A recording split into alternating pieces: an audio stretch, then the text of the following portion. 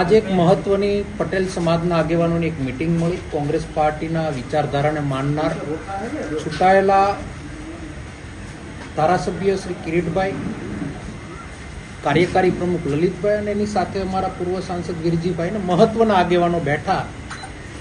ગુજરાતની અંદર આવનાર દિવસોમાં ભયભૂતથી, ભ્રષ્ટાચારથી પીડિત સમાજને બહાર કાઢવા માટે વર્ષોથી આપણે જોઈએ, ઇતિહાસમાં જાય તો કોઈ પણ સમસ્યામાંથી બહાર કાઢવાની આગેવાની પટેલ સમાજે લીધી.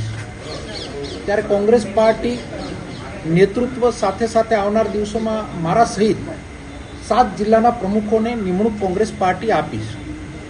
આ 7 પ્રમુખો પોતાના જિલ્લાને મજબૂત બનાવે, અન્ય સમાજને સાથે રાખી પાર્ટીને એટલા માટે મજબૂત બનાવવી જરૂરિયાત છે કે જે પ્રમાણની ગુજરાતની દિશા અને દશા થઈ છે એમાંથી કોઈ બહાર લાવી શકે તો માત્ર ને માત્ર ગુજરાત માટે એક જ વિકલ્પ છે, કોંગ્રેસ પાર્ટીનો વિકલ્પ છે.